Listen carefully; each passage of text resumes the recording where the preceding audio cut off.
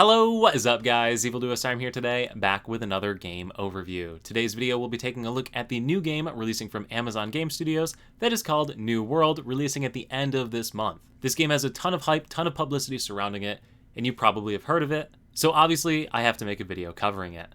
For those of you that have never watched one of my overview videos like this before, what I'm going to try to do is give you an overview of all of the systems in this game that I was able to experience during my beta gameplay. I just want to help you to make an informed decision as quickly as possible.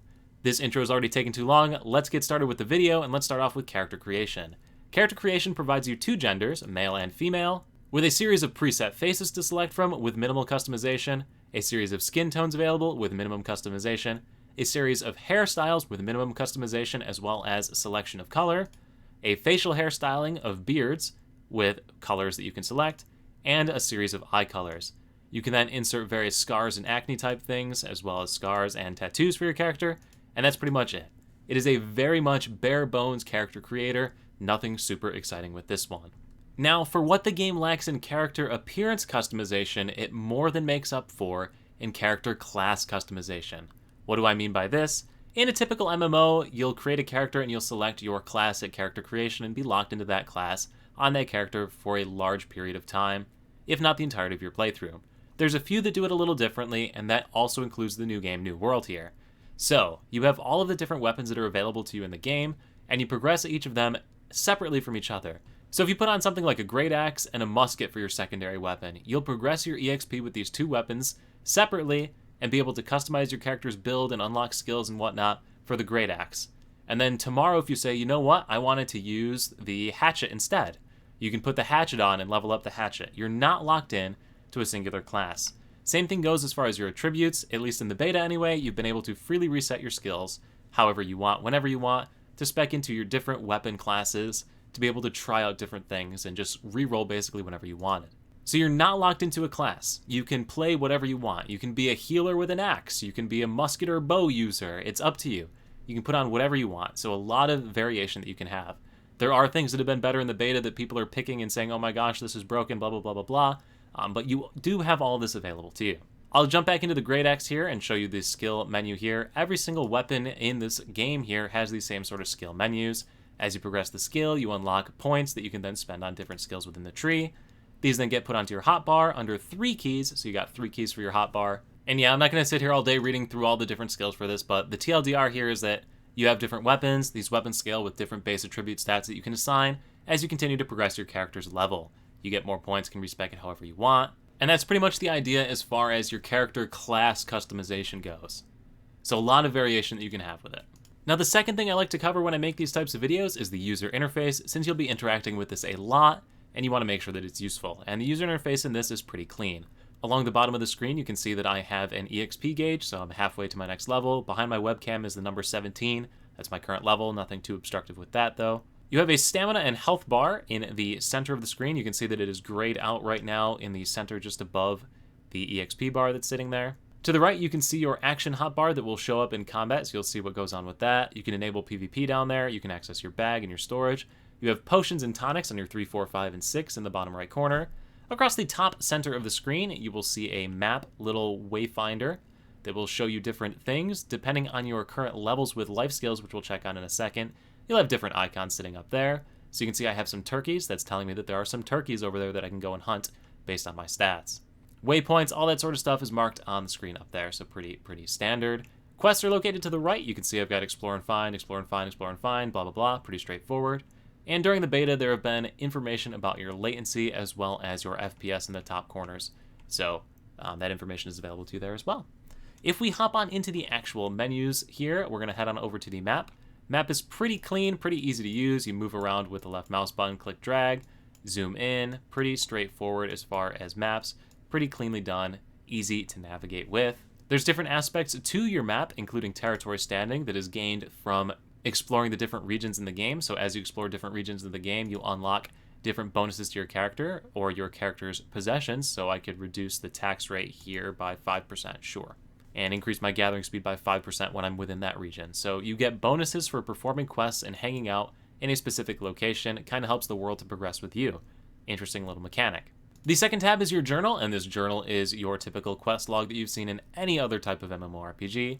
Tracks them, shows your rewards. Pretty straightforward, nothing too crazy. Has them broken down. You can filter by quest type that you're trying to do. Once again, pretty straightforward.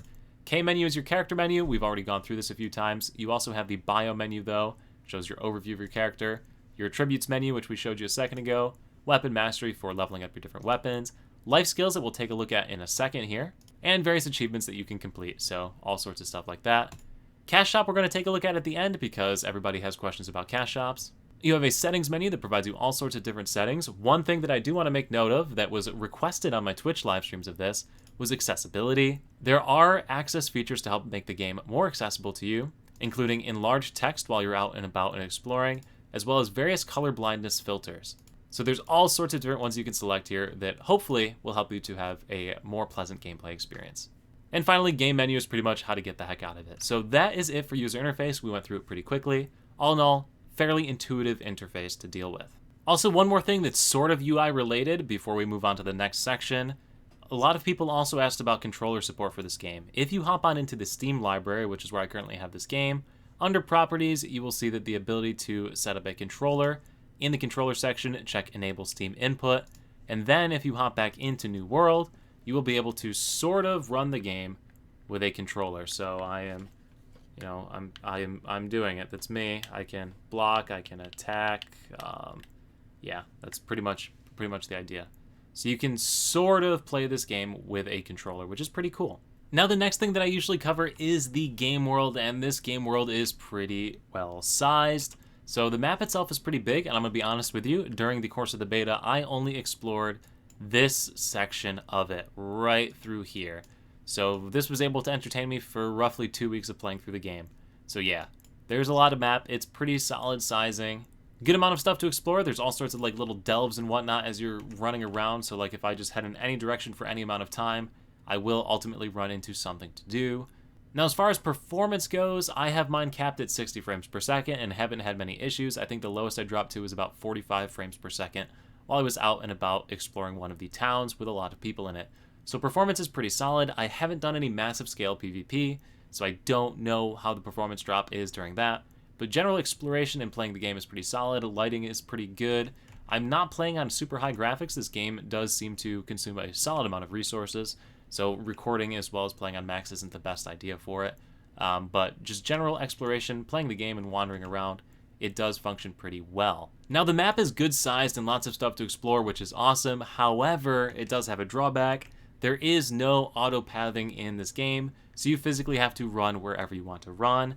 There is some limited fast travel that you can do to certain areas. It is bounded by a currency that you need to obtain while out and about in the world, or you need to be recalling back to a city that you've set as your like home city. So I could have recalled back to this city right here, but anyway, there are some stipulations to travel, and moving around the area is not the easiest thing to do. So something to keep in mind. As you play, you're going to spend a lot of time wandering through the world. Fortunately, there's a bunch of different things you can do along the way, so definitely want to point that out, though. That is a definite important factor while making your decision about this game. And now 7.5 minutes later, we're going to get into combat, or I guess you probably skipped to this part anyway to see what it's like. And yeah, the combat is definitely a lot slower than any other type of MMO you might be used to. So you do have your skills that you can run, but you're definitely focusing more on strategic planning with your combat, I think is the best way to put it. It's not like Black Desert where you're going to run in and smash a ton of skills and face roll the keyboard. You need to think about what you're going to do before you do it. So you know your enemies are going to counter, you know that you have certain abilities, you know that they have longer cooldowns, and you have to plan them, otherwise you're going to get smacked in the face like I did right there.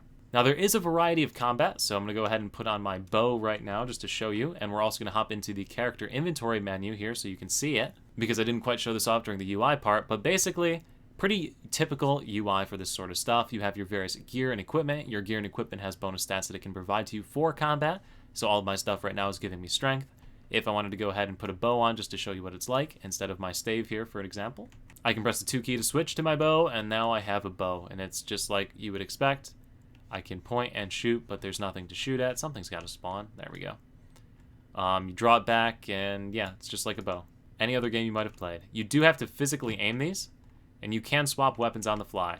Oh, I whiffed. But like I said, there's a lot more thinking you have to do in this combat system. So if you're in love with Black Desert combat, you're probably not going to enjoy this one. It feels a lot closer to like an Elder Scrolls game, and not even Elder Scrolls Online, but like your typical like Elder Scrolls game. You have block that you can do as well that consumes your stamina, and yeah, that's basically it as far as combat goes. Your ranged weapons are various permutations of that. Like we said earlier, there's all sorts of different skills you can unlock. You can bind them to different keys on the keyboard over here. And yeah, I'm going to take a 10% bonus to my damage. Cool, why not? As far as enemy variety, from everything I've seen, they've pretty much been various permutations of these little ghoul-looking things. There's some animals and some monsters, but for the most part, all I've seen are these types of guys. And sure, once again, I did not get super far into the game, but early on, you can expect to fight a lot of them. Now, the next thing we're going to take a look at is going to be trade skills, professions, life skills, whatever you want to call them. And let me tell you, this game has a ton of them. So this is the trade skills menu. We combed through this quickly when we were going through the UIs, but in more detail, there are a ton of different life skills you can do. All of them have their own levels. These levels allow you to cut down different trees, craft different resources, whatever that skill does, right? These various professions require different life skill gear. You can equip all of the life skill gear at once for gathering, so you don't need to swap stuff like you have to do in Black Desert, for example. Nice little feature. And the life skilling itself, as far as gathering, is so satisfying. So all sorts of different resources, right? Get this little E to collect button over them, and you physically like collect the resource from the world. It is no longer in the world. If I wanted this bush is mine. I want this bush, it's mine. If I go up to this tree right here and I want the tree, I'll cut down the tree. And I'll sit here and babble for a few seconds while this tree is cutting down. But I think you get the idea about what's about to happen, right? It's gonna fall down! Yeah. But anyway, it's so satisfying to just go through an area and just log the whole place. I sat one of my days playing the beta literally doing this for like 2 hours. It's a ton of fun because you like feel like you're actually destroying the world. And I know I said I wouldn't try and be biased, but this is like my favorite thing to do in an MMO, so I do apologize. Now, after you've done the gathering of your resources, you can go on to doing various crafting. So those logs that I just cut, I can go over to this wood cutting bench here, and I can turn them into timber. I can then take this timber down and around the corner over here to this workbench on the first floor over here, and I could turn these into arrows, I could turn them into bows, I could turn them into a musket, all sorts of different items. So you can craft your weapons, you can craft your armor, you can craft house furniture, you can craft jewelry, you can craft tons of stuff with all the different resources that you gather in the world, which is another really cool feature. This crafting system is super in-depth. There's all sorts of different things you can craft, and you could probably spend a long time sinking your teeth into this one. I was only able to mess around with it for a few hours in the beta period, so didn't get the full experience, but there is a ton of stuff that you can do, and if you are into life skilling, trade skills, crafting things, those sorts of things in MMORPGs, you are going to love it. And that's pretty much it for PvE content in this one. Now, that leaves PvP content to cover, and I'm gonna be honest, I'm the last person you want to get PvP information from. I don't like PvP, I don't participate in it, and yeah. However, if you're looking for a quick overview of it, there are factions within the game. You can pick a faction at the start of the game.